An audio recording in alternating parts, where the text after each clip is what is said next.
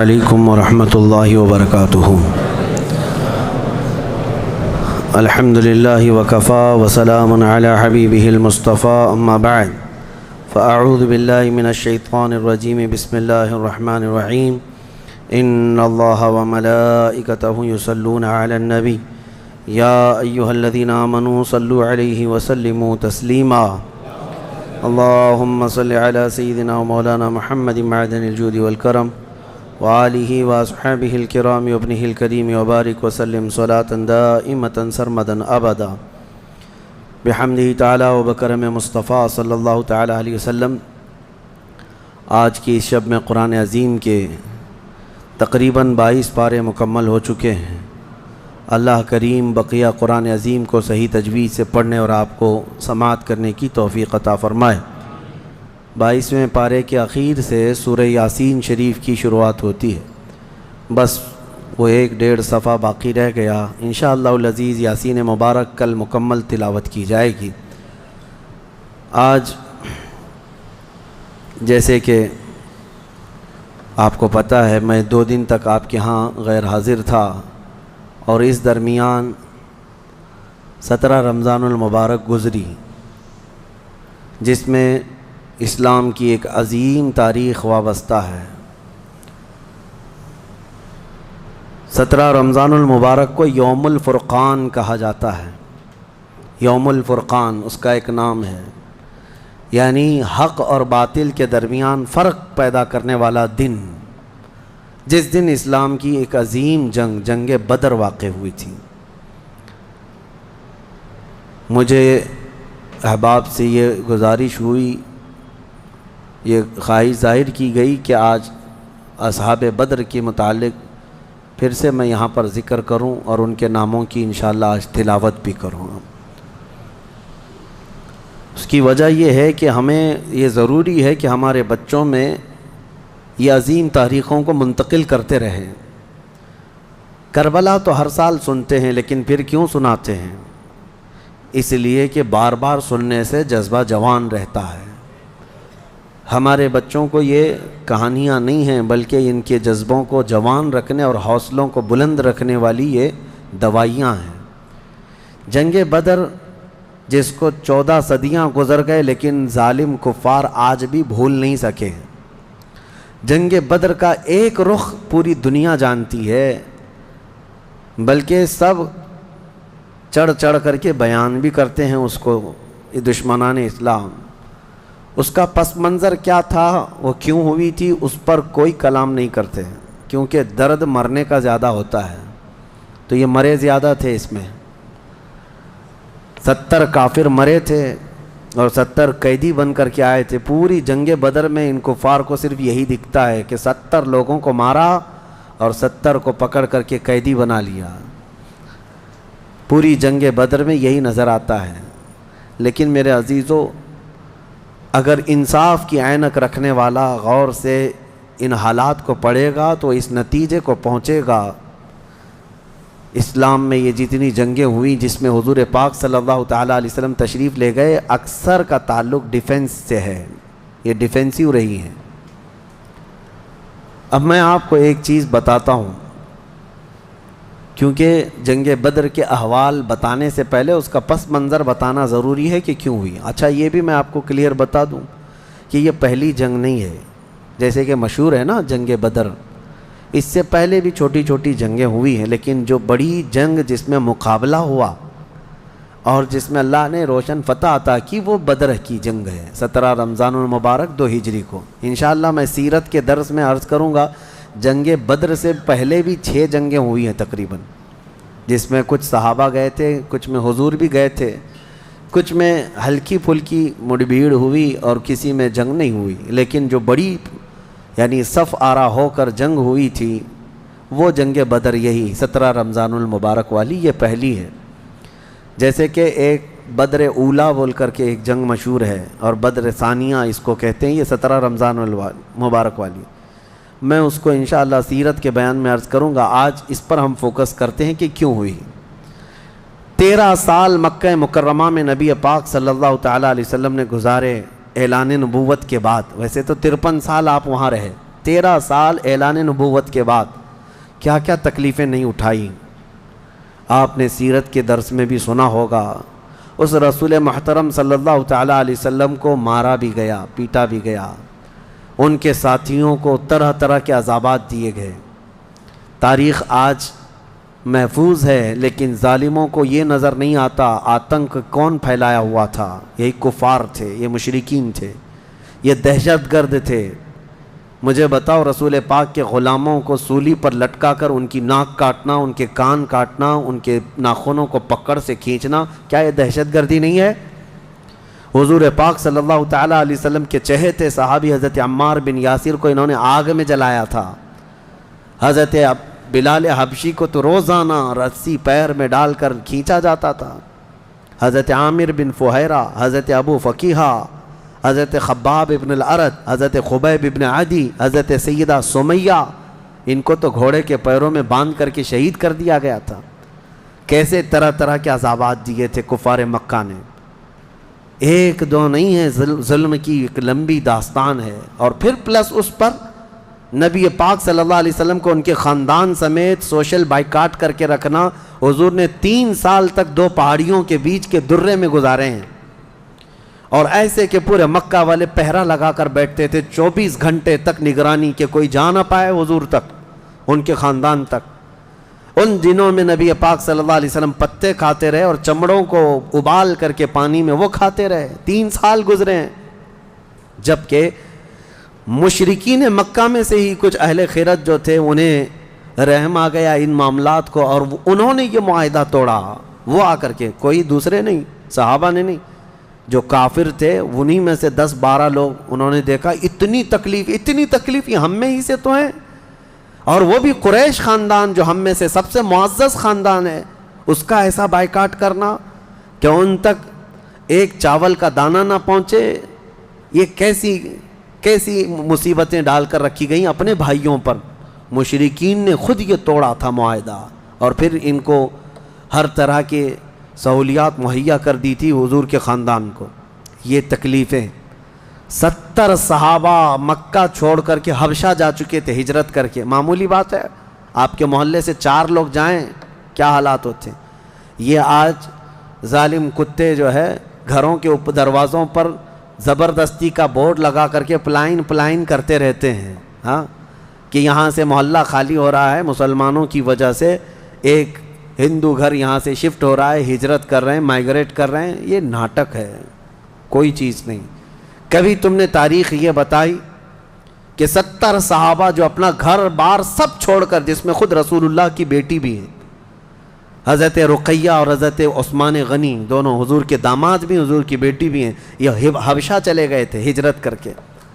حضور صلی اللہ علیہ وسلم کے خاندان کے کتنے لوگ، حضرت جعفر طیار مولا علی کرم اللہ وجہہ الکریم کے سگے بھائی ہیں. حضور پاک صلی اللہ علیہ وسلم کے خاندان کے کتنے لوگ نکل کے جا چکے تھے حبشہ میں، ایتھوپیا. عرب لوگ افریقہ میں جا کر کے رہ رہے ہیں. اور پھر اس کے 3 سال کے بعد حضور خود ہجرت کر کے چلے گئے مدینہ. تو حضور ہجرت کر کے گئے تو کیا اکیلے گئے؟ 1 سال نہیں گزرا تھا کہ مکہ میں جتنے مسلمان تھے سب کے سب ہجرت کر کے مدینے چلے گئے. مکہ والوں کو سکون سے رہنا چاہیے نا، بات ہو گئی نا. میں آپ کو بتا دوں، کفار و مشرکین کبھی کسی بات سے راضی نہیں ہوتے، اور نہ کبھی یہ سکون، ذہنی سکون ان کو نہیں حاصل ہو سکتا. تم اگر کوئی محلہ چھوڑ کر کے بھی چلے گئے تو تمہارے سے دشمنی ان کی کم نہیں ہوتی. جو دشمن ہے وہ دور بیٹھ کر کے ہی جلتا رہتا ہے کہ وہاں سکھ سے کیوں رہ رہے ہیں یہ لوگ، یہاں سکون سے کیوں رہ رہے ہیں لوگ. مدینے جب رسول پاک اور ان کے صحابہ گئے تو مکہ والوں کو تو جو معاملہ تھا ختم ہو گیا. جن سے تمہاری روزانہ لڑائی ہوتی تھی وہ جا چکے، نہ ان کے صحابہ ہیں نہ وہ رسول پاک وہاں پر ہیں. نہیں، اس کے باوجود ان کفار مکہ نے کیا کرنا شروع کیا؟ 10 لوگ، 15 لوگ، 20 لوگ کبھی جتھا بنا کر کے مدینے تک جاتے تھے. رات کے وقت وہاں کے مسلمانوں کے باغیچے کھجوروں کے جلا کے آ جاتے، اور کبھی اگر 2-4 صحابہ مسلمان باہر نظر آتے تو ان کو پکڑ کر پیٹتے تھے، مارتے تھے. کہاں پر؟ مدینے میں جا کر.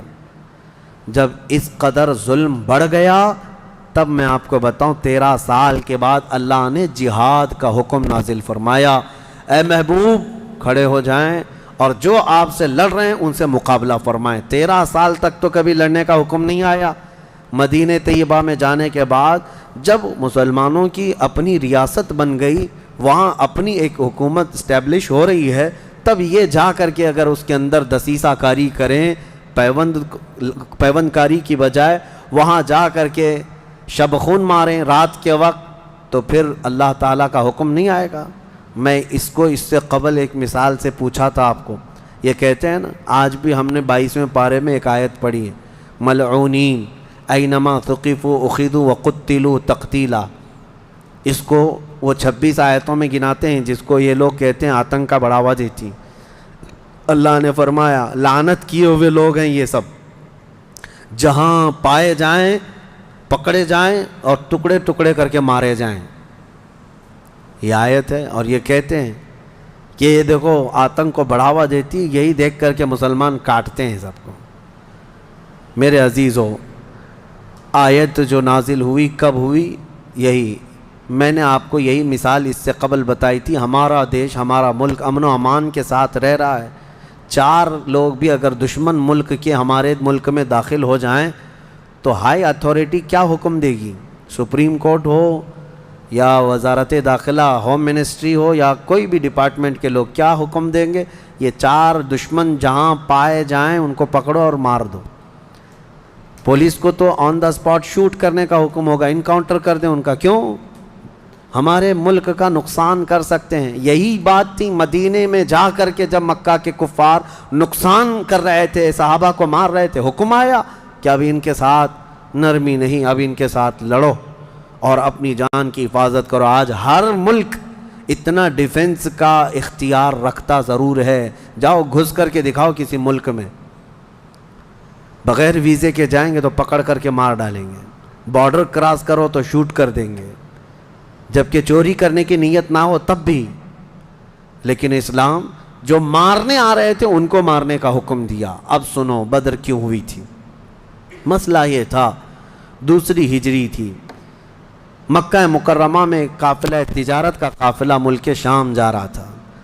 اچھا، اب شام کا جو لوکیشن ہے وہ مدینے کے پاس سے ہو کر گزرتا ہے۔ راستہ ایک شاہراہ ہے، یعنی جس کو کہتے ہیں ہائی وے، سب سے بڑا انٹرنیشنل ہائی وے اس زمانے کا، وہ مدینے کے پاس سے گزرتا تھا۔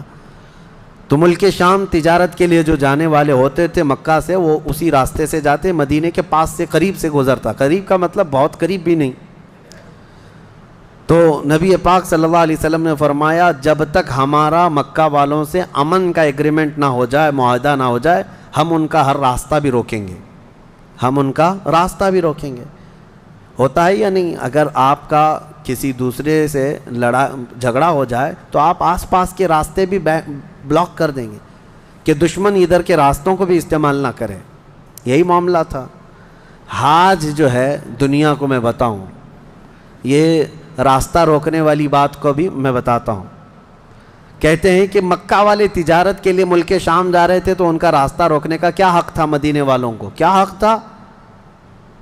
آج مجھے بتاؤ، جس ملک سے تمہاری دشمنی ہو جائے، کیا وہ اپنا فلائی زون تمہیں یوز کرنے دے گا؟ تمہارا پلین بھی اڑ کے جا سکے گا اس ملک کے اوپر سے؟ سعودی نے تو ابھی بین کر رکھا تھا قطر کو، اس کا نہ پلین اترتا، نہ ہی ہوائی اسپیس استعمال کر سکتا تھا۔ قطر جو ہے کوئی چیز استعمال نہیں کر سکتا۔ ان کی آپسی دشمنی میں جب یہ راستے بند کر سکتے ہیں، آپسی دشمنی تھی، یہ کون سی اسلام اور کفر کی دشمنی؟ اسی طرح سے ایران پر جو پابندیاں ہیں، ایران کا ایک جہاز جس سے اس کے سفارتی تعلقات نہیں، کیا وہ اسرائیل کے اوپر سے اڑ سکتا ہے؟ نہیں اڑ سکتا۔ راستے تو آج بھی ان لوگوں نے بند کر رکھے ہیں، ایک دوسرے کی تجارت کے، ٹریڈنگ پابندیاں آج بھی چلتی ہیں۔ 1400 سال پہلے جب نبی پاک صلی اللہ علیہ وسلم نے صرف ان کا راستہ روکنے کی بات کی، تو آج یہ پوری دنیا کے جو ماڈرن اپنے آپ کو کہتے ہیں اور بہت زیادہ ویل ایجوکیٹڈ سمجھتے ہیں، ان کے پیٹ میں درد ہونے لگتا ہے کہ یہ کیسا راستہ روکنے والا کیا سسٹم تھا۔ راستہ روکنے والا وہی سسٹم تھا جو آج تمہارا باپ روکتا ہے، امریکہ۔ جس طرح سے لوگوں کے اوپر تجارت کی پابندیاں لگاتا ہے، جس طرح سے ہائی ڈیوٹی کسٹم لگا کر کے لوگوں کی اکنامک کو گراتا ہے، یہ تو وہی سسٹم ہے نا۔ لیکن نبی پاک صلی اللہ علیہ وسلم نے ایسا نہیں کیا تھا۔ صحابہ کرام کو مدینے سے کہا کہ دیکھو اگر ان کا قافلہ تجارت کا شام جا رہا ہے تو ہم جائیں گے، راستہ روکیں گے۔ حضور اپنے صحابہ کو لے کر نکل پڑے۔ یہ 17 رمضان جنگ بدر کی بات نہیں کر رہا ہوں، اس سے پہلے کی بات کر رہا ہوں، 6 مہینے پہلے حضور گئے، چند مہینے پہلے یا چند دن پہلے، ایگزیکٹ نہیں کہہ رہا ہوں۔ تو ابو سفیان قافلہ تجارت کا جو لے کر جا رہا تھا وہ سپہ سالار یا امیر قافلہ تھا، اس کو خبر ہو گئی کہ نبی پاک صلی اللہ تعالیٰ علیہ وسلم اپنے صحابہ کے ساتھ میرا راستہ روکنے آئے ہیں، تو راستہ کاٹ لیا اور ملک شام دوسرے راستے سے پہنچ گیا۔ حضور پاک صلی اللہ علیہ وسلم کو نہیں ملا، حضور واپس مدینے آ گئے۔ کئی دن گزرے، ملک شام میں اس نے تجارت کی، خوب نفع کمایا اور واپس مکہ تو جانا تھا۔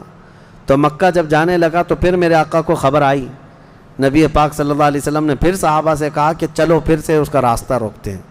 پھر گئے، لیکن اس بار ابو سفیان پھر خبر پا کر کے دوسرے راستے سے چلا گیا مکہ۔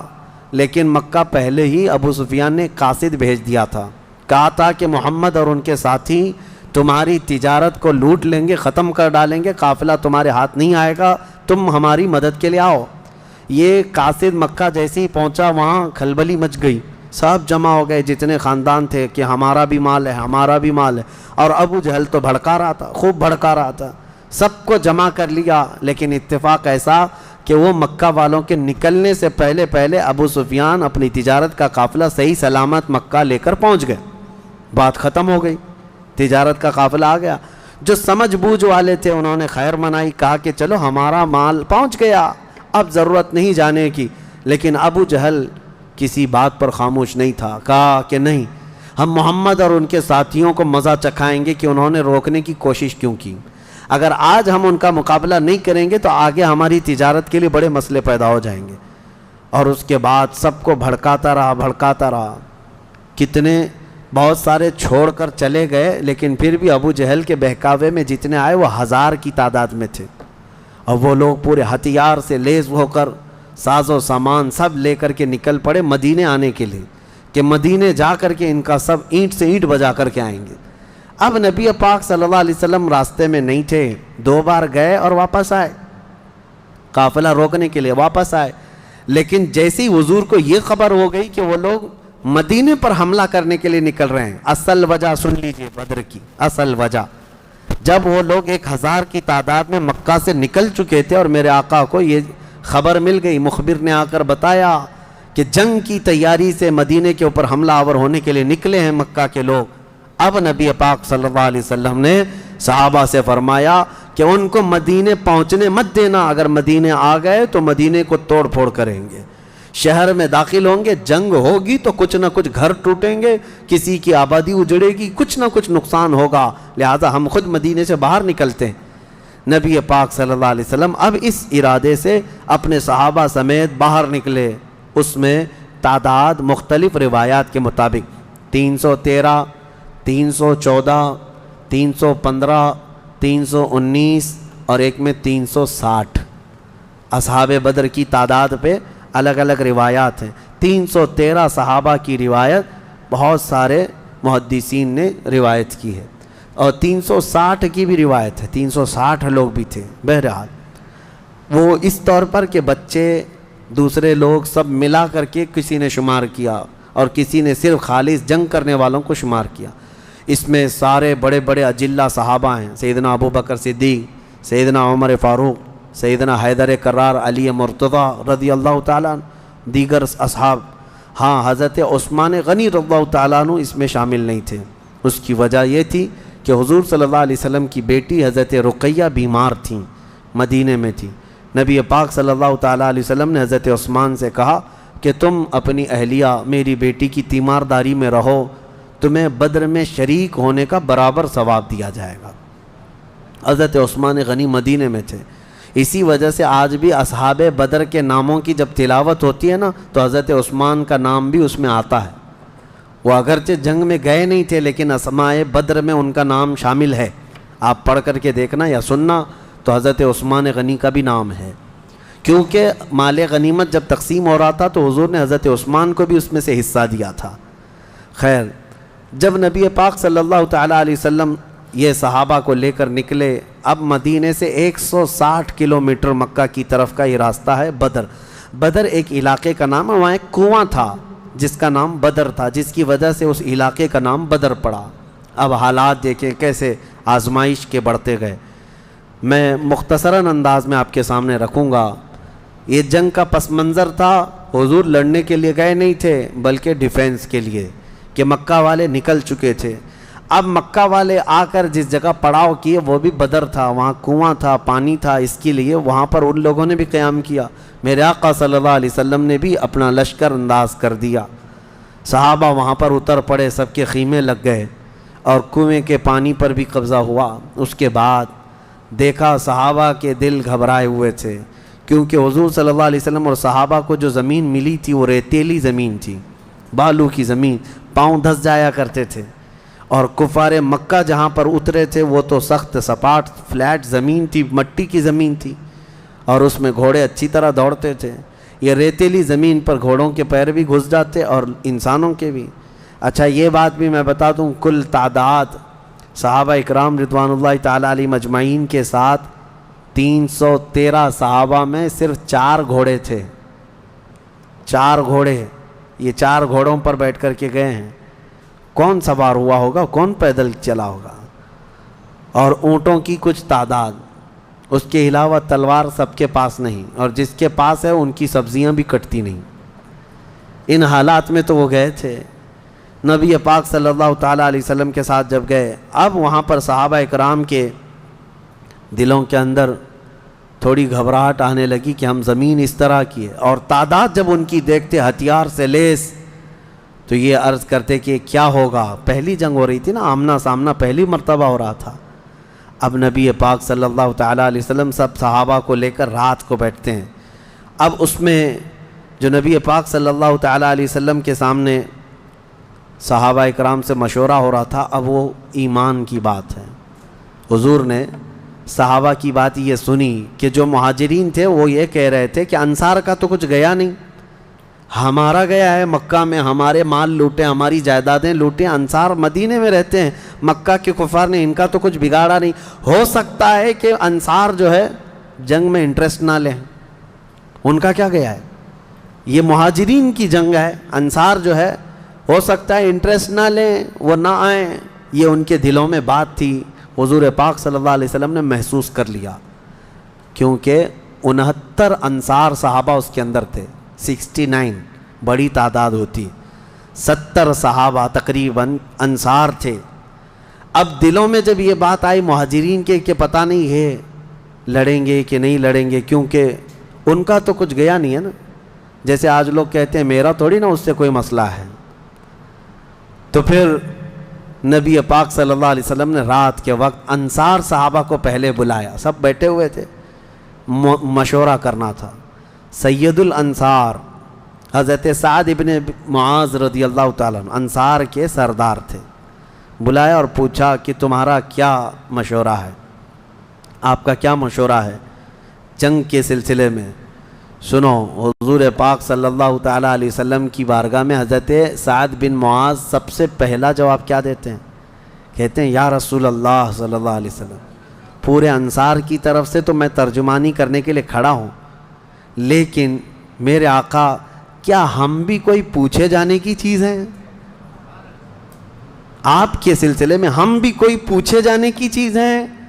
اور حضرت سعد ابن معاذ کہتے ہیں قسم رب ذوالجلال کی، مدینے سے برق الغماد یمن تک بھی آپ جائیں، انصار کا ہر بچہ آپ کے قدموں کے ساتھ ہوگا. آپ تو صرف بدر تک آئے یا رسول اللہ، اگر ہمیں پیدل یمن تک بھی لے جاتے ہم آپ کے پیچھے جاتے. ان کے الفاظ میں سناؤں ایمان تازہ ہو جاتا ہے. حضرت سعد ابن معاذ رضی اللہ تعالیٰ عنہ فرماتے ہیں یا رسول اللہ صلی اللہ علیہ وسلم، آج میں سارے انصار صحابہ کی طرف سے ترجمانی کرتے ہوئے، جس کو کہتے ہیں ریپریزنٹیٹیو، میں کھڑا ہوں عرض کرتا ہوں میرے آقا اگر کسی کے ذہن میں یہ بات ہے تو وہ نکال دے کہ ہم صرف اپنے وطن میں رسول اللہ کی مدد کرتے ہیں، بلکہ اللہ کے نبی صلی اللہ تعالیٰ علیہ وسلم جس کونے میں جائیں گے انصار کو وہاں حضور پائیں گے۔ اب حضور کی بارگاہ میں عرض کرتے ہیں آقا آپ کو کل اختیار ہے، آپ کو کل اختیار ہے۔ اب سنو حضرت سعد ابن معاذ کے یہ بدر کے میدان سے ایک دن پہلے کے الفاظ ہیں، ایک دن پہلے کے الفاظ ہیں۔ یا رسول اللہ صلی اللہ علیہ وسلم آپ کو کل اختیار ہے، جس کا رشتہ ملانا ہے ملا دیجیے آپ، اور جس کو توڑنا ہے آج ہی آپ فرما دیں، ہم ہمیشہ آخری سانس تک کے لیے توڑ دیں گے۔ اگر آپ فرما دیں کہ اس کی بیوی اس کے لیے حلال نہیں، اس کا بیٹا نہیں، یا رسول اللہ آخری سانس تک ہم اس سے رشتہ توڑ دیں گے۔ یہ بدر میں جانے سے پہلے حضرت سعد ابن معاذ کہتے ہیں جس کا رشتہ آپ ملانا چاہیں میرے آقا ملا دیں، اور جس کا ختم کرنا چاہتے ہیں توڑ دیں، اور جس کو موجودہ حالات میں رکھنا چاہتے ہیں میرے آقا پسند فرما لیں، اور ہمارے مال آپ کے لیے حاضر ہیں یا رسول اللہ، اور ہمارے جس قدر منشا ہو قبول فرمائیں۔ ہاں حضرت سعد ابن معاذ کہتے ہیں ہمارے پاس جو کچھ بھی ہے یا رسول اللہ یہ ہمارا مال حاضر ہے۔ اب یہ دیکھو ادب کے الفاظ، حاضر ہے یا رسول اللہ، جتنا آپ کو چاہیے ہمارا پورا مال قبول کر لیں اور جتنا چاہے چھوڑ دیں، اور قسم رب ذوالجلال کی جو آپ نے چھوڑ دیا وہ دنیا کی سب سے بری چیز ہے ہمارے لیے، جو آپ نے قبول کیا وہ ہمارے لیے سب سے عمدہ چیز ہے۔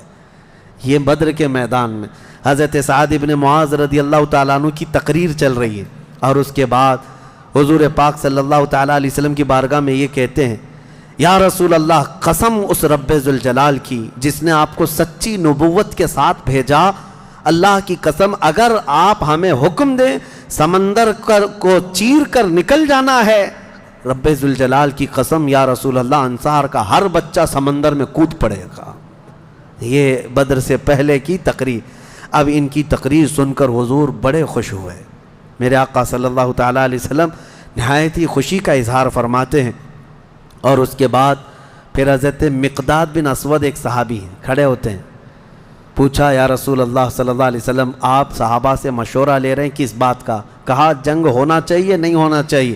حضرت مقداد بن اسود کہتے ہیں یا رسول اللہ ہم بنی اسرائیل نہیں ہیں جنہوں نے موسیٰ علیہ السلام سے کہا تھا اے موسیٰ آپ اور آپ کا خدا جائیے قوم جبارین سے لڑیے، ہم یہاں بیٹھ کے دیکھیں گے۔ نہیں یا رسول اللہ ہم امت محمدیہ ہیں، جہاں میرے آقا کا پسینہ گرے گا ہم سب کا خون کا قطرہ وہاں گرے گا، جب تک ہمارے جسم میں آخری قطرہ بھی خون کا باقی ہے ہم میں سے کوئی پلٹنے کا تصور بھی نہیں کرتا۔ یہ رسول پاک صلی اللہ علیہ وسلم کے چہیتے صحابہ کی تقریریں تھیں، سب کے جذبے جوان تھے، کوئی لوٹنا نہیں چاہتا کوئی پلٹنا نہیں چاہتا۔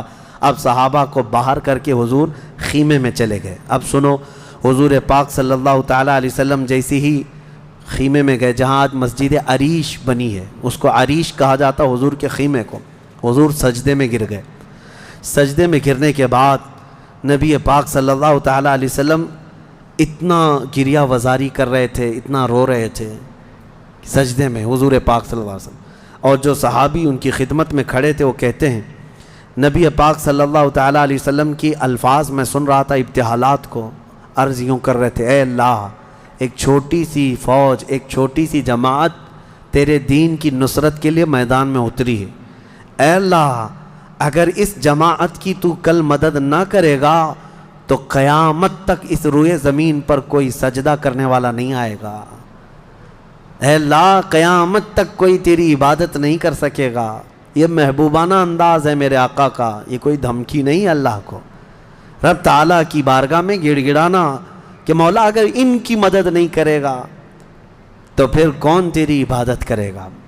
اور اس کے بعد اچانک حضور صلی اللہ علیہ وسلم اٹھے سجدے سے، پیشانی چمک رہی تھی اور حضور مسکرا رہے تھے، دو صحابہ کھڑے تھے، کہا یا رسول اللہ صلی اللہ علیہ وسلم آپ اتنی گریہ وزاری کرتے کرتے بھی مسکرانے لگے۔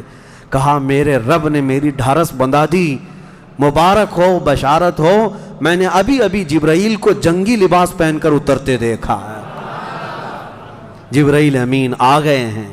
وہ صحابہ دوڑے دوڑے گئے، باہر جا کر کہے مبارک ہو اللہ کے نبی کو مدد آ گئی ہے، ابھی رات کا حصہ گزرا نہیں تھا کہ بارش برسنے لگ گئی۔ میرے آقا نے فرمایا میرے صحابہ اللہ کی دوسری مدد آ گئی۔ صحابہ نے پوچھا یہ کیسے؟ کہا جاؤ میدان میں دیکھو، ریت کی زمین پر بارش ہوئی تھی تو ریت پوری جمع ہو گئی، مضبوط ہو گئی، اور کافروں کی زمین پر بارش برسی تو کیچڑ ہو گیا، ان کے پیر پھسلنے لگ گئے، ان کے گھوڑے بدکنے لگ گئے، اور صحابہ کے پیر ریت میں بالکل مضبوط جم کر رہ گئے۔ حضور نے فرمایا بارش بھی اللہ نے تمہاری مدد کے لیے نازل فرمائے۔ صبح اٹھتے ہیں، صبح ہوتی، حضور اکرم نہیں رات کے وقت ہی، ابھی رات کا وقت ہے، صحابہ کے دل کی تسلی کے لیے میرے آقا اپنے ہاتھ میں ایک چھڑی لے کر جاتے ہیں میدان میں، صحابہ پیچھے پیچھے ہیں، لکیر کھینچا، حضور نے فرمایا کل یہاں ابو جہل گر کے مرے گا، دوسری لکیر کھینچا اور کہا یہاں عتبہ مرے گا، تیسری لکیر کھینچ کر کہا یہاں شیبہ مرے گا۔ یہ بڑے بڑے پہلوانوں کے نام حضور گنا رہے تھے، صحابہ دل ہی دل میں خوش ہو رہے تھے، ان کا یقین کامل اتنا تھا نبی نے جو فرما دیا وہ ہو کر رہے گا۔ رات کے وقت ہی صحابہ کو یہ معلوم تھا ان کفار کے کتنے وکٹ گرنے والے ہیں، کتنے پہلوان زمین بوس ہونے والے ہیں، کتنے موت کی گھاٹ پہنچنے والے ہیں، صحابہ کو یہ معلوم ہو گیا تھا، اور دل چوڑے تھے، سینے کشادہ تھے۔ صبح ہوتی ہے، نبی پاک صلی اللہ تعالی علیہ وسلم ابھی اپنے خیمے میں تھے، عریش میں، میدان بدر کے خیمے میں تھے۔ ایک صحابی دوڑتے ہوئے آتے ہیں، آ کر کے بارگاہ مصطفیٰ میں عرض کرتے ہیں یا رسول اللہ صلی اللہ علیہ وسلم ہماری تعداد بڑھ گئی، ہماری تعداد بڑھ گئی۔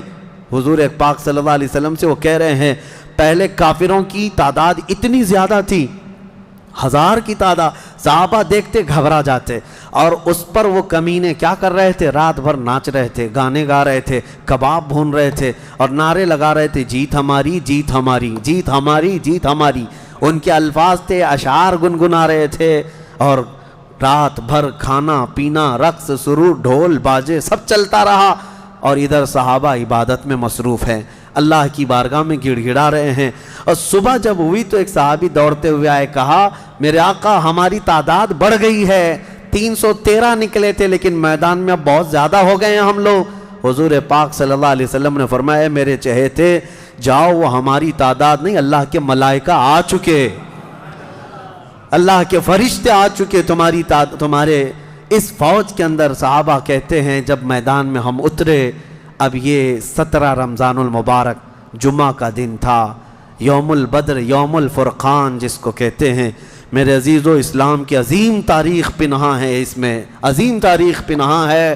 نبی پاک صلی اللہ تعالیٰ علیہ وسلم کی طرف سے میدان بدر میں سب سے پہلے اترنے والے کون لوگ تھے؟ کون لوگ تھے؟ سب سے پہلے نبی پاک صلی اللہ تعالیٰ علیہ وسلم کی طرف سے حضرت امیر حمزہ رضی اللہ تعالیٰ عنہ، دوسرے حضرت ابو عبیدہ بن جراح، تیسرے حیدر کرار شیر خدا، علی مرتضیٰ رضی اللہ تعالیٰ عنہ۔ یہ تینوں حضرات اترے، اور ان کے مقابل میں جو کفار آئے تھے وہ اپنے اپنے وقت کے بڑے بڑے پہلوان تھے، بڑے بڑے پہلوانوں کو انہوں نے اتارا تھا میدان بدر میں۔ اور جب مقابلہ ہوا تو سب سے پہلا وار حضرت امیر حمزہ کا سامنے والے پر پڑا، وہ گاجر کی طرح کٹ کر گر گیا ایک ہی وار میں۔ حضرت ابو عبیدہ بن جراح زخمی ہوئے، سامنے والے سے تھوڑے زخمی ہوئے، پھر حضرت حمزہ نے وہ بھی محاذ سنبھالا اور ان کے مقابل کو بھی مار کر گرایا۔ ادھر حضرت علی کرم اللہ وجہہ الکریم کی عمر کم تھی، اس وقت ان کی عمر زیادہ نہیں تھی، 22 سال کی عمر یا 25 سال کے اس وقت کی عمر تھی حضرت علی کرم اللہ وجہہ الکریم کی۔ اس وقت حضرت علی جب آئے بالکل جوانی، یعنی 20-22 سال کی عمر، مولا علی کرم اللہ وجہہ الکریم نے اس سے جب مقابلہ کیا تو ذوالفقار حیدری نے ایسا ضرب لگایا کہ اس کی لوہے کی ٹوپی کاٹتے ہوئے 2 ٹکڑے ہو گئے۔ پہلی مرتبہ بدر کے میدان میں آواز آئی تھی سارے صحابہ کی اللہ اکبر، یہ نعرہ تکبیر تھا جو سب سے پہلے بلند ہوا۔ فرماتے ہیں اس آواز کی ہیبت ایسی تھی کہ کفار کے خیمے ہل گئے اور ان کی صفوں میں ہلچل مچ گئی، دہشت طاری ہو گئی۔ صحابہ کے اسی نعرے کو دیکھ کر علامہ اقبال نے شعر کہا تھا، یہ نکلے تھے مڑی ہوئی تلواریں لے کر، کٹی ہوئی اور زنگ آلود تلواریں لے کر جن سے سبزی نہیں کٹتی تھی، لیکن جب نعرہ لگائے تھے اللہ کی مدد ایسی آئی تھی کہ یہ سب زمین بوس ہو گئے دشمن۔ اقبال نے کہا تھا کفر دم توڑ دے گا ٹوٹی ہوئی شمشیر کے ساتھ، کفر دم توڑ دے گا ٹوٹی ہوئی شمشیر کے ساتھ گر تم نکلا جاؤ ایک بار نعرے تکبیر کے ساتھ۔ یہ انہی صحابہ کا نعرہ تھا جب انہوں نے پہلی مرتبہ بلند کیا۔ یہ لڑائی چلتی رہی شام تک، شام ہونے نہ پائی، دوپہر تک اس لڑائی کو پہلے ایک بعد دیگرے، اس کے بعد پھر گھماسان کی لڑائی ہوئی۔ لیکن کفار مکہ میں سے کچھ لوگ کہتے ہیں ہم تو بڑے حوصلوں سے آئے تھے لڑنے کے لیے، بڑے حوصلوں سے آئے تھے، جن کو یہ مدینے میں مکہ میں پکڑ کے مارتے تھے وہ آج ان کے مقابل میں تھے، کوئی کسی کا غلام تھا، کوئی کسی کا رشتہ دار بھی تھا، لیکن مقابلے میں جب آئے وہ کفار مکہ کہتے ہیں ہم تو بڑے ہمت کے ساتھ لڑنے کے لیے آئے تھے، لیکن جب ہم لڑنے جا رہے تھے تو ہمارے مقابل میں اجنبی لوگ آ رہے تھے، اجنبی لوگ آ رہے تھے، اور ان کی ہیبت ایسی طاری ہوتی کہ ہم نے ان کو نہ مکے میں کبھی دیکھا تھا نہ مدینے میں کبھی دیکھا تھا۔ یہ وہ بدری ملائکہ تھے جو جبرائیل امین کی سپہ سالاری میں آئے تھے۔ اب یہاں ایک بات میں بتانا چاہتا ہوں، ایک فرشتہ اتر جائے کافی ہے۔ آپ کو پتہ ہے قوم شعیب جب نافرمانی کر رہی تھی تو اللہ تعالیٰ نے عذاب کیا بھیجا تھا؟ جبرائیل امین علیہ السلام کو اتارا تھا، انہوں نے ایک چیخ ماری تھی، چنگھاڑ، اور ان کی آواز کی ہیبت سے جتنے پہاڑوں میں تھے یہ قوم شعیب سب کے بھیجے کانوں سے نکل آئے تھے اور زمین پر گر کر مر گئے تھے۔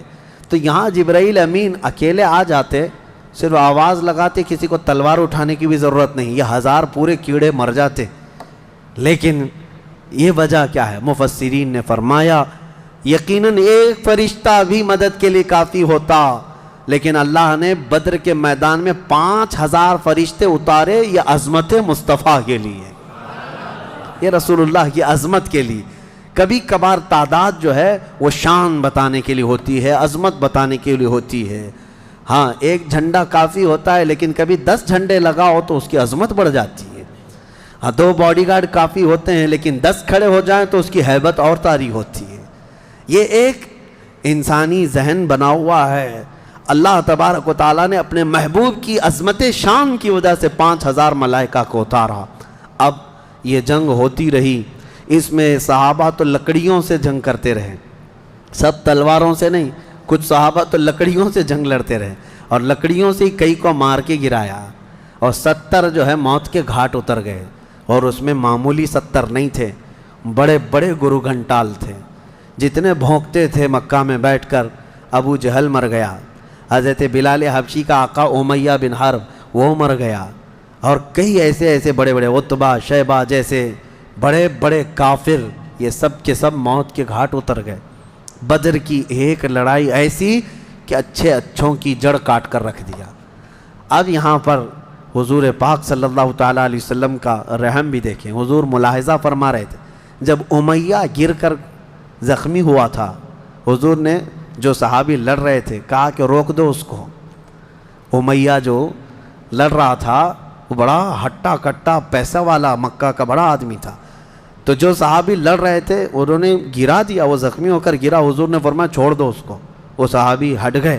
حضور نے فرمایا بلال حبشی کو بلاؤ۔ بلال کہاں ہے؟ بلال آئے، کہا اے بلال آؤ، جتنا اس نے تڑپایا تھا خوب آج تم بدلا لو اس کے ساتھ، کیونکہ یہی وہ تھا جو حضرت بلال کو ایک ڈرم میں ڈال کر دن بھر رکھتا تھا، لوہے کی ایک ٹاکی بنا کر اس میں ڈال کر اوپر سے ڈھکن ڈال کر گرم دھوپ میں ان کو ایسی رکھ دیتا تھا، بغیر کھانا پانی دیے شام تک ان کو کھولا جاتا تو ان کا جسم پورا اجمرا ہو جاتا تھا، ان کی پیٹھ ایسی گل گئی تھی انگاروں میں سلانے کی وجہ سے کہ ریڑھ کی ہڈی دکھتی تھی۔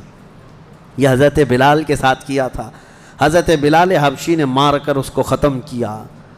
اور حضرت بلال مارتے وقت کیا کہہ رہے تھے یہ بھی سنیے، یہ صحابہ کا جذبہ ہے۔ کہتے ہیں اس کو قتل کیا اور یوں کہا انت عدو اللہ و عدو رسولنا، میں نے تجھے مار دیا ہے اس لیے کہ تو اللہ کا اور میرے حبیب کا دشمن تھا، یہ نہیں کہ مجھے تڑپاتا تھا، یہ نہیں کہ تو نے مجھے بہت مارا ہے اب چکھ لے مزہ۔ حضرت بلال یہ کہتے ہیں تو اللہ کا دشمن تھا اور میرے مصطفیٰ کا دشمن تھا، میں نے تجھے ختم کیا۔ یہ بدر کی وادی میں حضرت معاذ اور معوذ بن عفراء رضی اللہ عنہما، 2 چھوٹے بچوں پر جہاد تو ہے نہیں، لیکن یہ ضد کر کے اصرار کر کے حضور کے پاس آئے تھے، کہا ہمیں اجازت دے دے۔ میرے آقا نے ان کو اجازت دی تو یہ جنگ میں شریک ہوئے۔ حضرت عبد الرحمن بن عوف کہتے ہیں صاحب بڑے بڑے صحابہ، جنگ کے میدان میں نفسا نفسی کا عالم ہوتا ہے، اپنا ڈیفنس کرنا ضروری ہوتا ہے، کہاں سے تیر آئے کہاں سے تلوار آئے، لیکن یہ دو بچے اس طرح سے میدان میں ہیں کہ حضرت عبد الرحمن بن عوف سے کہتے ہیں چچا ہمیں ایک بات بتائیے، ابو جہل کس کا نام ہے؟ حضرت عبد الرحمن بن عوف کہتے ہیں میں ہنس پڑا، ان کی عمر 13 سال کے آس پاس کی تھی۔ کہتے ہیں یہ کیا کرو گے تم؟ وہ سردار قریش ہے، پہلوان ہے مکہ کا۔ ان بچوں نے کہا ہم نے دیکھا تو نہیں مگر سنا ہے اس خبیث کے بارے میں کہ وہ ہمارے آقا کو گالیاں دیتا ہے، وہ ہمارے نبی کو گالیاں دیتا ہے۔ یہ اصل محافظین مصطفیٰ تھے، محافظین ناموس رسالت تھے، نبی پاک صلی اللہ علیہ وسلم کی عزت کے لیے۔ میرے عزیزو یہ بچے کھیلنے کے لیے ضد نہیں کر رہے تھے، جان ہتھیلی پر لانے کے لیے ضد کر رہے ہیں۔ حضور پاک صلی اللہ علیہ وسلم کی بارگاہ میں آئے اور اس کے بعد حضرت عبد الرحمن بن عوف کہتے ہیں میں ابھی بات چیت کر ہی رہا تھا کہ ابو جہل سامنے گھوڑے پر بیٹھا جا رہا تھا، میں نے اشارے سے بتایا وہ دیکھو وہی مردود ہے جو گھوڑے پر جا رہا ہے۔ یہ دونوں بچے چیل کی طرح جھپٹ گئے اس کی طرف اور بھاگتے ہوئے اس کی طرف گئے۔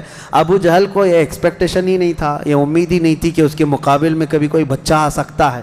غرور و تکبر میں ہمیشہ وہ سوچتا تھا بڑے بڑوں سے ہی لڑنا ہے ہم کو، اور دیکھا تو چھوٹے بچے آئے، ایک بچے نے گھوڑے کی ٹانگ پر تلوار ماری، ابو جہل نیچے گر گیا، گھوڑا بھی گرا وہ بھی گرا، اور جیسے ہی گرا دونوں اس کے سینے پر چڑھ کر بیٹھ گئے، سینے پر چڑھ کر بیٹھ گئے اور گردن پر تلوار رکھی۔ تو جانتے ہیں ظالم یہ زمانے بھر کا بڑا گستاخ اور گستاخوں کا باپ کیا کہتا تھا، عربی میں شعر کہہ رہا ہے اس وقت، کہتا ہے میں عرب ہوں موت سے ڈرتا نہیں، میں عرب ہوں موت سے ڈرتا نہیں، لیکن افسوس مجھے اس بات کا ہے کہ میرے مقابل کا آیا نہیں۔ اس کو افسوس یہ ہے کہ مجھے کوئی پہلوان نے مارا نہیں، مجھے چھوٹے بچے مار رہے ہیں۔ اور بعض لوگوں نے کہا ہے کہ اس کی یہ خواہش تھی، کہا کاٹنا ہے تو گردن تھوڑا نیچے سے کاٹو، کیونکہ سب کٹے ہوئے گردنیں رکھی جائیں تو میری گردن تھوڑی اونچی دکھے۔ غرور و نخوت کبھی نہیں جاتا، گھمنڈ و تکبر کبھی نہیں جاتا۔ ان بچوں نے ختم تو کر دیا ابو جہل کو، اور مشہور ہے کیا ہی بہترین کہا، ہم جیسے لاکھوں کروڑوں کی جوانیاں ان بچوں کے قدموں پر قربان، ہم ان کے ناخنوں تک بھی نہیں پہنچ سکتے جنہوں نے دفاع کیا ہے، ڈیفنس کیا ہے میرے مصطفیٰ کی عزت کا۔ اوروں نے کافروں کو مارا ہوگا، ان بچوں نے تو پورے کفر کو مارا ہے۔ اوروں نے جاہلوں کو مارا تو انہوں نے ابو جہل کو مارا ہے، جہالت کے باپ کو مارا ہے۔ اسی جنگ میں شہزادے حضرت معاذ کا مونڈھا کسی کافر نے مار کر کے ختم کر دیا، تلوار سے کندھے کو مار دیا، لیکن جذبہ ختم نہیں ہوا۔ اس بچے نے دوسرے ہاتھ میں تلوار لی اور لڑنا شروع کیا، اور اپنے ہاتھ کو پیر میں دبا کر کھینچ کے نکال دیا۔ یہ زیادہ دیر تک نہیں، یہ دونوں شہزادے لڑتے رہے میدان بدر میں۔ شام سے پہلے پہلے دونوں بچے بھی شہید ہوئے، حضرت معاذ بھی شہیدوں میں ہیں، حضرت معوذ بھی شہیدوں میں ہیں۔ کس باپ کے یہ بیٹے تھے، کس گھر میں آنکھیں کھولی تھی انہوں نے، جہاں ماں کو قرآن کی تلاوت کرتے سنا، باپ کو محراب عبادت میں دیکھا، اور گٹھی میں ان کے پلایا ہوا تھا عظمت مصطفیٰ۔ سب سے پہلی چیز ہے میرے عزیزو، یہ جان دے چکے میدان میں نبی پاک صلی اللہ علیہ وسلم شام کے وقت جنگ کا پانسا کیسے پلٹا۔ یہ صحابہ ایسے گھستے چلے گئے ان کے صفوں میں کہ وہ ہیبت سے بھاگنے پر مجبور ہو گئے۔ مکہ کے کفار جتنے بھی تھے سب کے سب اپنا ساز و سامان چھوڑ کر میدان سے بھاگنے لگ گئے۔ وہاں پر اپنے مویشی چھوڑا، اپنے بہت سارے چھوڑا، یہاں تک کہ 70 قیدی پکڑ میں آئے اور 70 مارے جا چکے تھے، 140، اور صحابہ میں 13 شہید تھے، 1 زخمی تھے۔ 13 شہید ہوئے، 1 زخمی تھے حضرت عبیدہ بن حارث، وہ بھی راستے میں جا کر شہید ہوئے۔ تو جنگ بدر کے ٹوٹل شہید 14 ہیں، باقی وہ 70 اور 140 پورے ٹوٹل یعنی قیدی ملا کر۔ شام کے وقت اب سنو میرے آقا صلی اللہ علیہ وسلم کا معجزہ۔ صحابہ کہتے ہیں حضور نکلے، میدان میں آئے، سب کافروں کی لاشیں ایک جگہ کھینچ کر لا کر گڑھے میں ڈال دی گئیں، لیکن لاشیں دیکھنے کے لیے حضور میدان میں جا رہے تھے۔ صحابہ کہتے ہیں قسم خدا کی ہم نے دیکھا حضور نے جس کے لیے جو دائرہ کھینچا تھا وہ کافر وہیں گر کے مرا تھا، ایک بال بھی باہر نہیں تھا۔ حضور نے جس کے لیے لکیر کھینچا تھا وہ کافر اسی میں گر کر مرا ہوا تھا۔ حضور نے جو نشان بنایا تھا ابو جہل وہیں مرا ہوا تھا، عتبہ وہیں مرا ہوا تھا، شیبہ وہیں مرا ہوا تھا۔ آج کے منافقین کے لیے بھی یہ درس ہے، یہ دیکھیں جنگ بدر کی تاریخ کو، نبی پاک صلی اللہ علیہ وسلم ایک دن پہلے یہ بتا رہے ہیں کہ کون کہاں مرے گا، اور یہ ابھی تک اس بحث میں ہے کہ پیٹھ پیچھے کا علم نہیں، دیوار پیچھے کا علم نہیں، یا اپنے جیسا نبی کو بھی قیاس کرتے ہیں۔ اللہ ہدایت عطا فرمائے۔ اب شام کے وقت سارے وہ لاشوں کو لا کر ایک گڑھے میں جمع کر دیا، اور جو مسلمان صحابہ تھے ان کی لاشیں جمع کی گئیں اور ان کو عزت کے ساتھ احترام کے ساتھ اسی بدر کے میدان کے قریب دفن کر دیا گیا۔ اور کافروں کی لاشوں کے پاس کھڑے ہو کر حضور نے پھر ایک خطبہ دیا، خطبہ دے رہے تھے، اور اس میں حضور صلی اللہ علیہ وسلم یہ فرما رہے تھے، اے لوگو، ہمارے رب نے جو ہم سے وعدہ کیا تھا وہ پورا کر دکھایا اللہ نے۔ بتاؤ تمہارا خدا جو تم سے کوئی وعدہ کیا تھا کیا تم کو بھی پورا کر دیا؟ کیا تم نے موت کے بعد وہ چیز پا لی جس کے لیے تم لڑتے تھے؟ صحابہ پوچھنے لگے یا رسول اللہ صلی اللہ علیہ وسلم آپ ہی کس کو سنا رہے ہیں؟ یہ مرے ہوئے کفار کو۔ حضور نے فرمایا یہ تم سے بھی زیادہ سنتے ہیں، مرنے کے بعد وہ تم سے بھی زیادہ سنتے ہیں۔ اسی لیے حضور پاک صلی اللہ علیہ وسلم نے فرمایا کہ مردہ لوگوں کی باتیں تو چھوڑیں، چلنے والوں کے پیر کے چپل کے نیچے جو آواز آتی ہے وہ بھی مردہ سنتا ہے، اس کے کان بڑھ جاتے ہیں۔ اب مجھے بتاؤ میرے عزیزو، بدر میں مارے گئے ہوئے غلیظ قسم کے کافر جب باتیں سن سکتے ہیں تو اللہ کے اولیاء اپنی قبروں میں کیوں نہیں سنتے؟ انبیاء کرام اور اولیاء کرام اپنی قبروں میں نہیں سنتے؟ ہم جاتے ہیں اور اسی یقین کے ساتھ جاتے ہیں کہ وہ قبروں میں ہماری باتوں کو سنتے بھی ہیں، اور اللہ نے ان کو تصرف اور اختیار دیا ہو تو ہمارے حق میں اللہ کی بارگاہ میں سفارش بھی کرتے ہیں۔ یہ ہے جنگ بدر، اس کا خلاصہ یہی ہے کہ وہ اگرچہ 313 نہتے تھے لیکن یقین کامل تھا۔ اسی کو اقبال نے کہا ہے، یقین محکم عمل پہ ہم، جہاد محبت فاتح عالم، جہاد زندگانی میں ہیں یہ مردوں کی شمشیریں۔ کہ یہ وہ صحابہ تھے، ان کے بارے میں وہ کہتے ہیں اللہ کے شیروں کو آتی نہیں روبائی، اللہ کے شیروں کو آتی نہیں روبائی، یہ لومڑی کی طرح نہیں رہتے بلکہ ان کا عزم حوصلہ بڑا جوان تھا، اور میدان میں اترے تھے تو نہ یہ تلواروں کے بھروسے آئے تھے نہ ہاتھی گھوڑوں کے بھروسے آئے تھے، بلکہ ان صحابہ کا صرف یقین یہ تھا اللہ ہمارے ساتھ ہے، رسول ہمارے ساتھ ہے۔ اے مومنوں، آج اس بدر کی تاریخ کے بعد میں آپ سے بھی یہی کہنا چاہوں گا، آج جتنے بھی ابو جہل ناچ رہے ہوں ان کو ناچنے دو، اور پکار کر کہو ان اللہ معنا، بے شک اللہ ہمارے ساتھ ہے، بے شک اللہ ہمارے ساتھ ہے۔ آزمائش ہوگی، امتحان ہوگا، کچھ تو مریں گے کچھ تو کٹیں گے، لیکن غلبہ حق کا ہی ہوگا۔ حل الحق یعلو ولا یعلی علیہ، فرمایا گیا حق ہمیشہ بلند ہو کر رہے گا، اس کے اوپر کوئی غالب نہیں آئے گا۔ ہو سکتا ہے صدیوں تک اس کو کوئی پکڑ کر کے رکھے، حق کو گرفتار کر کے رکھے، لیکن کبھی بھی وہ اس طرح نیست و نابود نہیں کیا جائے گا۔ قیامت تک حق کو بلند ہونا ہے۔ اللہ کریم ہم سب کو حق جماعت کے ساتھ زندہ رکھے، اور ہمیں غلبہ اسلام کا وہ سنہرا دور عطا فرمائے جب ہم دیکھیں ہمارے ہر گھر سے آواز آئے لبیک یا لبیک یا لبیک یا۔ آؤ آج کے اس بدر کی تاریخ کے بعد ہماری بزرگوں کی یہ عادت کریمہ رہی ہے کہ انہوں نے اصحاب بدر رضوان اللہ تعالیٰ علیہ مجمعین کے ناموں کی تلاوت کو حرز جاں بنا کر رکھا ہے، کہ بزرگوں نے فرمایا یہ 313 صحابہ کے ناموں میں اتنی تاثیر ہے کہ جو ان کے ناموں کی تلاوت کرتا ہے اللہ تعالیٰ اس کی کوئی دعا رد نہیں فرماتا۔ کئی حکایتیں حضرت دوانی رحمۃ اللہ علیہ، حضرت دارانی رحمۃ اللہ علیہ، انہوں نے کئی حکایتیں نقل فرمائی ہیں۔ فرماتے ہیں کہ پچھلے زمانے میں کئی ایسے حالات دیکھنے کو آئے جنہوں نے اسماء بدر رضوان اللہ علیہم اجمعین کی تلاوتیں کی ہیں، وہ راستے میں ڈاکوؤں سے محفوظ رہے۔ ایک صاحب تھے، وہ تجارت پر جا رہے تھے اور بیچ راستے میں سمندر میں ڈاکوؤں کی کشتیاں آئیں اس کی تجارت کے قافلے کو لوٹنے کے لیے، اور یہ اپنی کشتی میں اسماء بدر یعنی بدری صحابہ کے نام اپنے پاس رکھا اور تلاوت کرتا رہا۔ رات کے وقت کئی جگہ سے ڈاکوؤں نے حملہ کیا تو یہ اکیلا تھا۔ کہتا ہے میرے پیچھے سے اچانک ایک فوج آئی اور پھر وہ اچانک ان ڈاکوؤں سے لڑنے لگی، اتنا لڑی کہ وہ سب ڈاکوؤں کو مار کر ختم کیا، پورا پانی خون سے لال لال تھا۔ میں پڑھ کر کے دیکھا کہ یہ کون ہے، مدد کے لیے آئے ہیں۔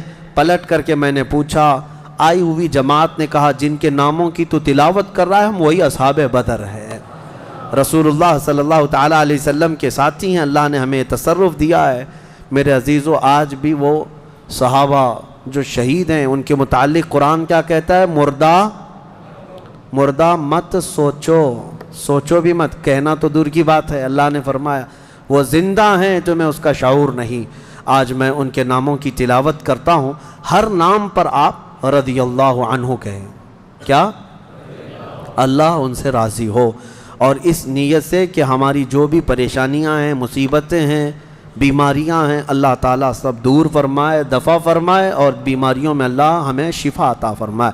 الى شرف النبی الاکرم محمد المصطفیٰ صلی اللہ علیہ وسلم وآلہ واصحابہ واولیاء ملتہ وجميع المسلمین والمسلمات الکرام الفاتحہ۔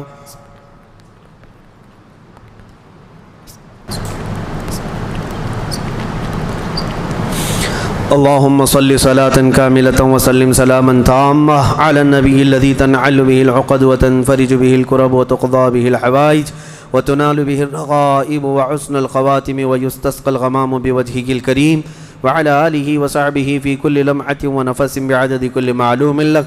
اللهم إني أتوسل إليك وأسألك يا الله بنبينا وسيدنا ومولانا محمد صلى الله عليه وسلم وسيدنا أبي بكر رضي الله عنه وسيدنا عمر رضي الله عنه وسيدنا عثمان وسيدنا علي وسيدنا طلحة وسيدنا الزبير وسيدنا عبد الرحمن وسيدنا سعد بن أبي وقاص وسيدنا سعيد بن زيد وسيدنا أبي عبيدة بن الجراح رضي الله عنهم والأخنس والأرقم وأنسة وإياس وأنيس وإياس وأنس وأبي وأسعد وأوس وبلال رضي الله عنهم وبجير وبحاث والبراء وبشير وبشر وتميم رضي الله عنهم وثقف وثعلبة وثعلبة وثعلبا رضي الله عنهم وجبر وجابر وجبير وجابر وجبار وعمزة وعاتب والحسين والعارث والعارث والعارث والعارث والعارث والعارث والعارث والعارث والعارث وعارثة والعارث وعرين والعباب وعبيب وحرام وحمزة رضي الله عنهم وبخالد وخباب وخنيس وخريم وخولي وخواد وخداش وخراش وخارجة وخلاد وخالد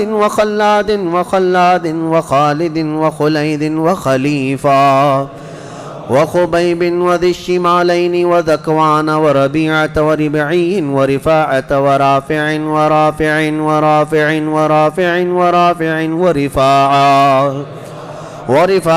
ورفاعة وراشد والربيع ورعيلة وزيد وزيد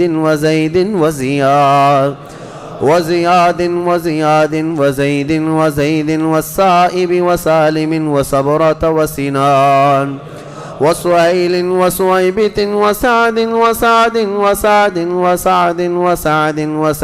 وسلمة وسالم وسهل وسهل وسهل وسهيل وسعد وسعد وسعد وسعد وسماك وسفيان وسراقة وسراقة وسراقة وسليم وسليم وسليم وسليم وسليد وسنان وسواد وسواد وسدواد وشجاع وشماس وشريك وصفوان وصهيب وصبيع وصيفي والضحاك والضحاك وضمرا وطليب والطفيل والطفيل والطفيل رضي الله عنهم وبعاقل وعبيدة وعمير وعبد الله وعبد الله وعبد الله وعبد الله وعبد الله وعبد الله رضي الله عنهم وعياض وعثمان وعقبة وعقبة وعكاشة وعامر وعامر وعامر وعمر وعمر وعمر وعمر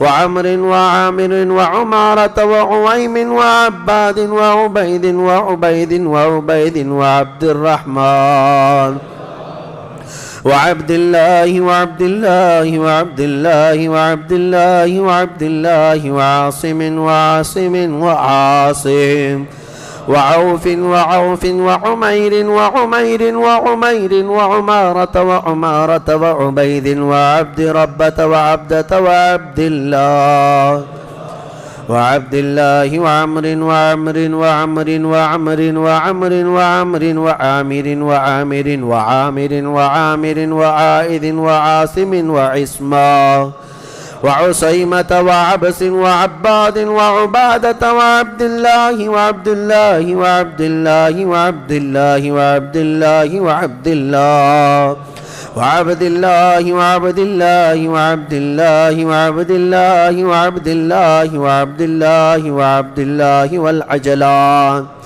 وعتبان وعتبة وعتبة وعتبة وعقبة وعقبة وعدي وعطية وبغنام والفاكهة وفروة وقدامة وقتادة وقتبة وقيس وقيس وقيس وكعب وكعب ولبذا ومهجع ومالك ومالك ومدلاج ومسعب ومعمر ومرثد والمقداد ومستاح ومسعود ومسعود ومعرز ومعتب ومعن ومبشر ومحمد والمنذر ومالك ومالك ومعن ومعتب ومعتب ومسعود ومعوذ ومعوذ ومعاذ ومعاذ ومعاذ ومعاذ ومعاذ ومالك ومالك ومالك ومالك ومسعود ومسعود ومسعود ومسعود والمجذر ومعبد ومعبد ومعقل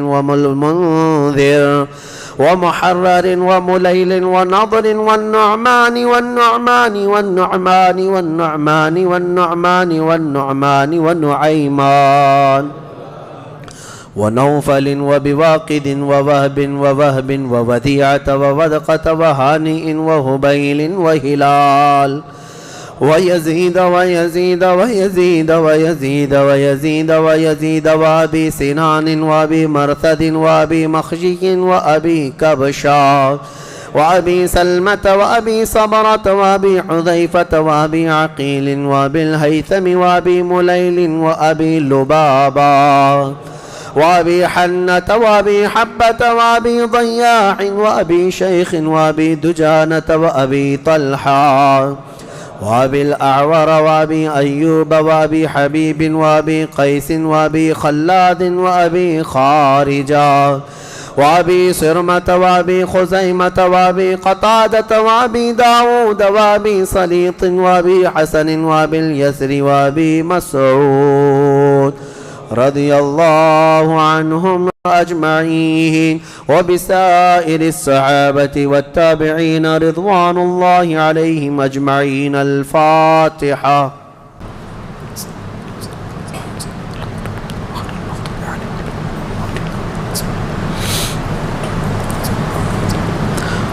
وصلى الله تعالى على خير خلق محمد وآله وأصحابه أجمعين. اللهم إنا نتوسل إليك باسمك العظيم وبجاه نبيك الكريم ووليك العظيم أن تكفر عنا الذنوب وتستر العيوب وتحسن الأخلاق وتوسع الأرزاق وتشفي الأسقام وتعافي الآلام، وأن تدفع عنا وعن أهل بلدنا وبيتنا هذا السم الناقع والداء القامع والوباء القاطع، إنك مجيب سامع، وأن تصرف عنا الطاعون والبلاء وتعصمنا من إنزال قهرك والوباء، وتحتجبنا بنورك من شر عدونا وشر الملعون ومن شر الوباء والطاعون. اللهم لا تؤاخذنا بسوء أفعالنا ولا تهلكنا بخطايانا. اللهم إنا نسألك أن تعيذنا من عذاب القبر وتؤمننا من الفزع الأكبر وتنجينا عن دار البوار وتسكننا الفردوس من دار القرار، بحق سيدنا ومولانا محمد وآله الأبرار وأصحابه الأخيار. يا الله يا رحمن يا رحيم يا عنان يا منان يا ذا الجلال والإكرام يا بديع السماوات والأرض يا حي يا قیوم، الہ العالمین ہماری اس محفل پاک و شرف قبولیت عطا فرما۔ اے کریم خدا ارحم الراحمین، جو کچھ کہا پڑھا سنا سب کو اپنی بارگاہ میں قبول فرما۔ اے اللہ، ایک مکمل ختم قرآن میری جانب سے اور جو یہاں پر تلاوتیں ہوئی ان سب کا ثواب تیرے حبیب پاک کی بارگاہ میں نظر قبول فرما۔ نبی پاک صلی اللہ تعالیٰ علیہ وسلم کے صدقے و توسل تمام انبیاء کرام علیہ السلام، خلفائے راشدین، صحابہ کرام، صحابیات، ازواج مطہرات، بنات طیبہ، شہداء کرام، صالحین، ائمہ مجتہدین، جملہ اولیاء کرام، تمام مومنین، مومنات، مسلمین، مسلمات کی روحوں کو نظر کیا قبول فرما۔ خصوصاً بالخصوص شہداء بدر، اصحاب بدر، اصحاب احد، اصحاب خندق، اصحاب کربلا رضوان اللہ علیہم اجمعین کی بارگاہوں میں نظر مولا قبول فرما۔ ہم میں یہاں جتنے حاضر ہیں مولا، ہمارے خاندانوں میں، ہمارے والدین میں جو انتقال کر چکے ان کی روحوں کو اس کا ثواب پہنچا دے۔ اے کریم خدا ارحم الراحمین، ہم سب پر تو سکینہ نازل فرما۔ اے اللہ، ہم سب پر تو اطمینان اور قلب سرور و قلب عطا فرما۔ اے کریم خدا، ہمیں گناہوں سے نفرت پیدا فرما۔ اے اللہ، ہماری آنکھوں کو حیا عطا کر دے، ہماری زبان کو طہارت عطا فرما، ہمارے دل کو وسوسوں سے بچا لے۔ اے اللہ، شیطان کی شرارتوں، نفس امارہ کے بہکاووں سے ہماری حفاظت فرما۔ ہم میں جو بیمار ہیں انہیں شفا دے دے۔ اے اللہ، ہمیں ذلت والی بیماریوں سے آخری سانس تک محفوظ فرما۔ کینسر اور ایڈز جیسی بیماریوں سے مولا ہم سب کی حفاظت فرما۔ تجھے اصحاب بدر کا صدقہ مولا، تجھ کو راضی کرنے والے صحابہ کا واسطہ مولا، ہم سب کو گناہوں کی بیماری سے شفا عطا کر۔ اے اللہ، ہم سب کو جادو، سحر، سفلی، علوی، ہر طرح کی مکر و فریب سے محفوظ فرما۔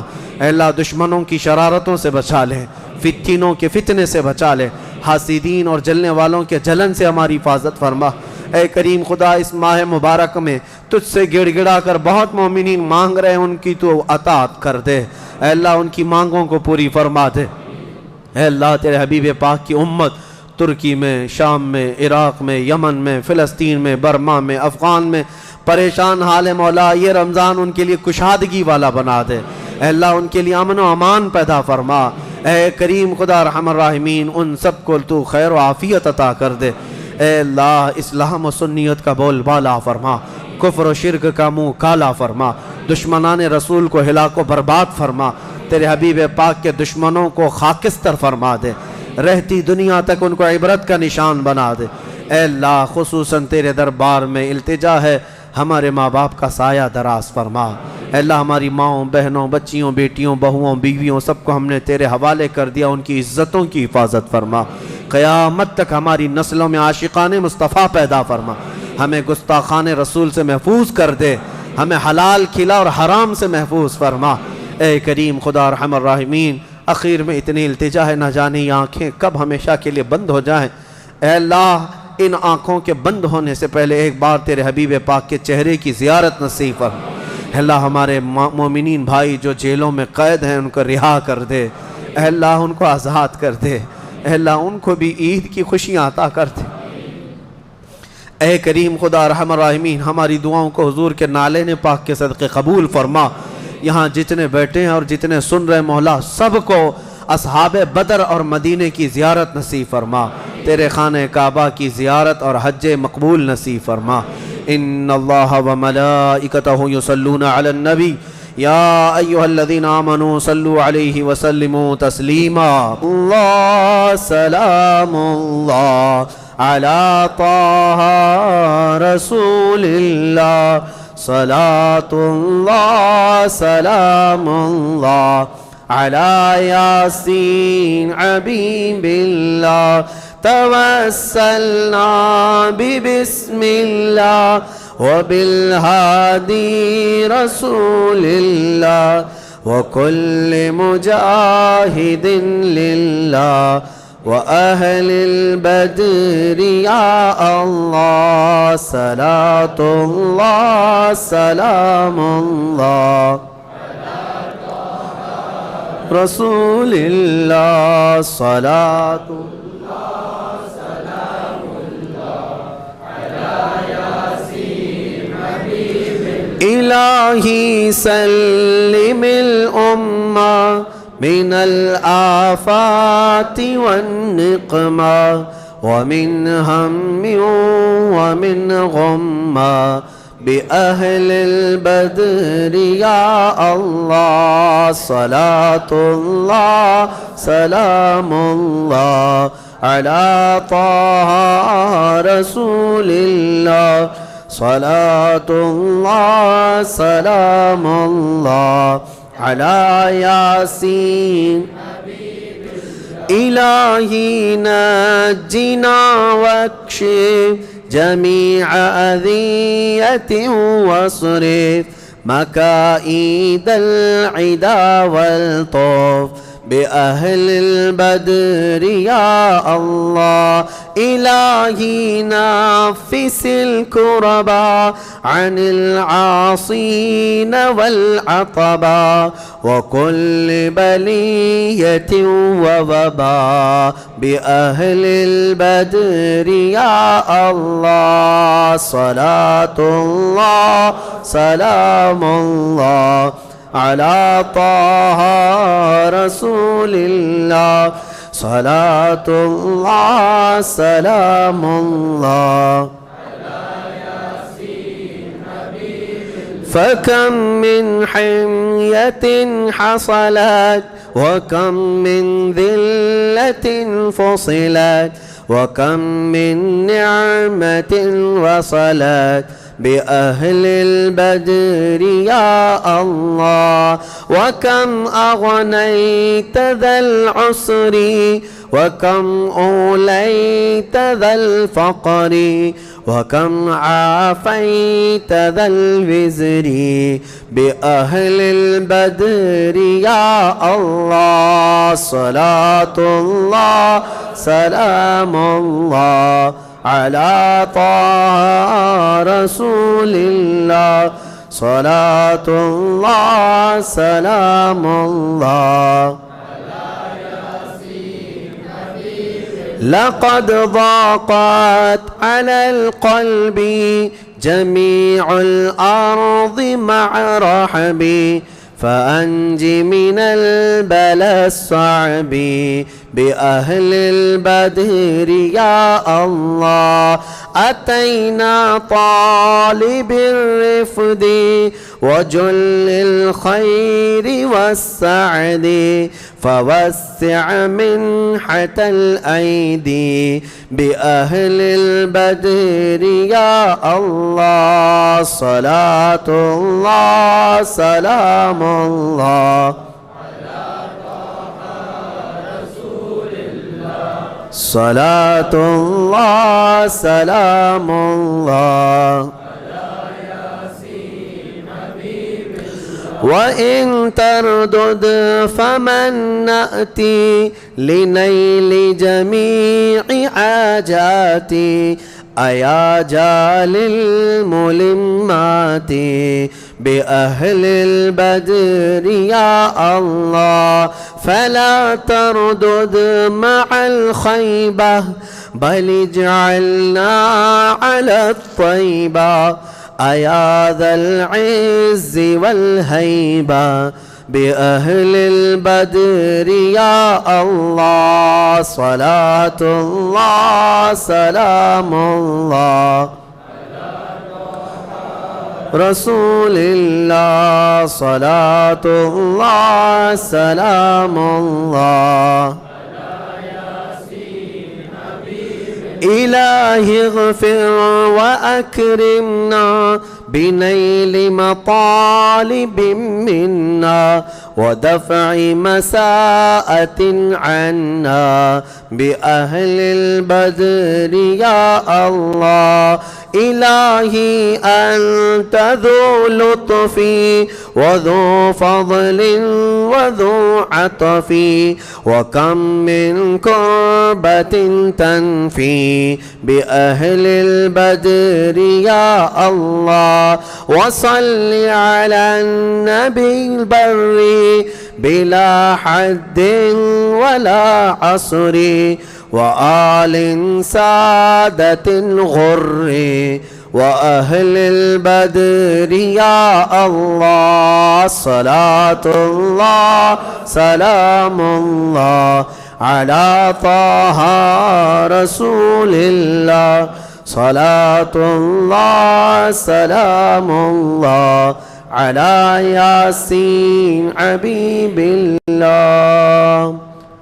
یا الہی رحم فرما مصطفیٰ کے واسطے، یا رسول اللہ کرم کیجئے خدا کے واسطے، مشکلیں حل کر شہ مشکل کشا کے واسطے، کربلائیں رد شہید کربلا کے واسطے، سید سجاد کے صدقے میں ساجد رکھ ہمیں، علم حق دے باقر علم خدا کے واسطے، صدق صادق کا تصدق صادق الاسلام کر، بے غضب راضی ہو کاظم اور رضا کے واسطے، بیر معروف و سری معروف دے بے خود سری، جند حق میں گن جنے دے با صفا کے واسطے، بیر شبلی شیر حق دنیا کے کتوں سے بچا، ایک کا رکھ عبد واحد بے ریا کے واسطے، بلفرح کا صدقہ کر غم کو فرح دے حسن و سعد، بلحسن اور بو سعید سعد ازا کے واسطے، قادری کر قادری رکھ قادریوں میں اٹھا، قدر عبد القادر قدرت نما کے واسطے، احسن اللہ لہو رزقن سے دے رزق حسن، بندہ رزاق تاج الاصفیاء کے واسطے، نصر بی صالح کا صدقہ صالح و منصور رکھ، دے حیات دی معی جان فضا کے واسطے،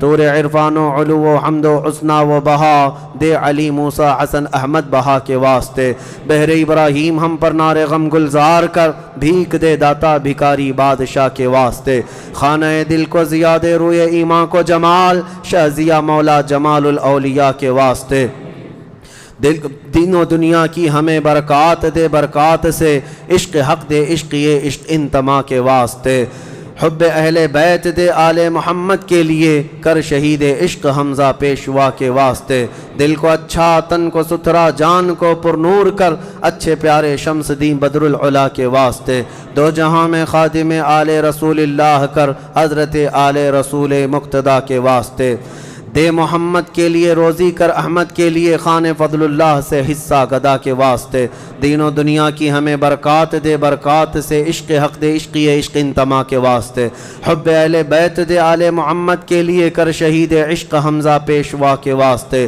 دل کو اچھا تن کو ستھرا جان کو پر نور کر، اچھے پیارے شمس دین بدر العلا کے واسطے، دو جہاں میں خادم آل رسول اللہ کر، حضرت آل رسول مقتدیٰ کے واسطے، نور جان و نور ایمان نور قبر و حشر دے، بلحسین احمد نوری لقا کے واسطے، کر عطا احمد رضائے احمد مرسل ہمیں، میرے مولا سیدی احمد رضا کے واسطے، حامد محمود حماد احمد کر مجھے، میرے آقا سیدی حامد رضا کے واسطے، سایہ جملہ مشائخ یا خدا ہم پر رہے، رحم فرما آل رحمہ مصطفیٰ کے واسطے، یا خدا اختر رضا کو چرخ پر اسلام کے، رکھ درخشاں ہر گھڑی اپنی رضا کے واسطے، صدقہ ان آیاں کا دے چھ عین عز و علم و عمل، عفو عرفاں عافیت ہم سب گدا کے واسطے، ان اللہ و ملائکتہ یصلون علی النبی یا ایہا الذین آمنوا صلوا علیہ وسلموا تسلیما،